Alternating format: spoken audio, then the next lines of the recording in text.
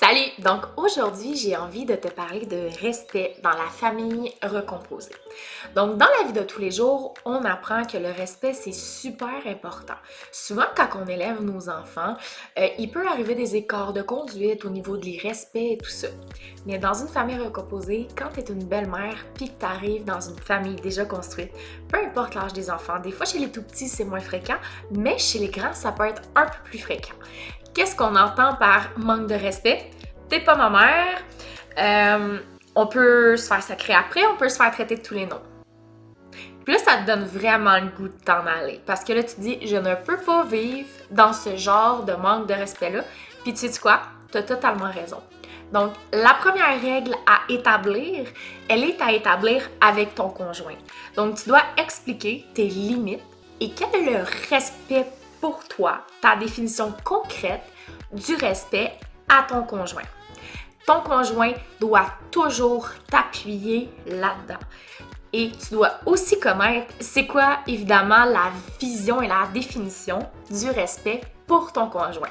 Parce que vous allez voir, des fois, le respect et la définition, ça peut pas nécessairement être la même chose chez ton conjoint ou chez toi. Donc, l'effet numéro 1, c'est vraiment de connaître chacun votre définition du respect ou même d'en créer une ensemble. Et à chaque fois qu'il y a des écarts de conduite dans la maison, eh bien, ton conjoint doit t'appuyer parce que tu as le droit d'être respecté dans ta famille recomposée. Donc, ça, on appelle ça un partnership avec son conjoint. Deuxième règle, ce que tu demandes, tu dois le faire toi aussi. Donc, tu peux pas demander telle définition du respect dans ta famille recomposée et faire l'inverse avec les enfants. Super important. Tu demandes du respect, donc toi aussi, tu dois en donner.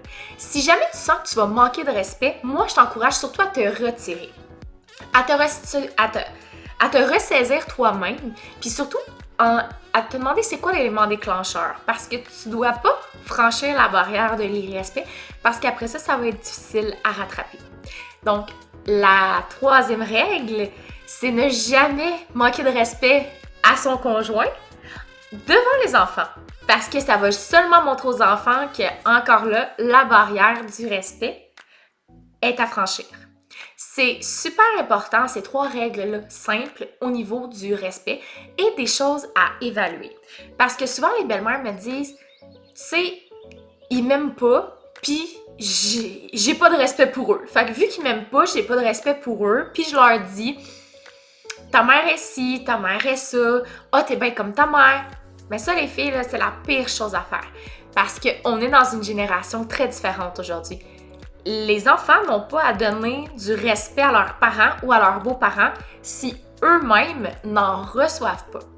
Ça peut sembler bizarre dit comme ça, mais je suis totalement d'accord avec ça. Si tu n'as aucun respect pour ton enfant ou pour ton beau-enfant, c'est sûr qu'il n'y en aura pas en retour. Tu dois donner ce que tu souhaites recevoir. Ça, c'est la loi de l'attraction, c'est la loi du karma. C'est super important. Si tu appliques la définition à ton conjoint, à toi, et que tu suis ces trois règles-là, tu vas voir, ça devrait aller mieux. Ce ne sera pas toujours parfait. La période de l'adolescence est très difficile chez tous les adolescents et chez tous les parents, mais je t'encourage fortement à suivre ces trois règles-là. Si jamais tu veux avoir plus d'informations, tu peux aller aussi sur mon site internet au www.martinemoquin.ca pour télécharger le guide « Comment créer des relations authentiques et bienveillantes avec ses beaux enfants ». Bonne journée!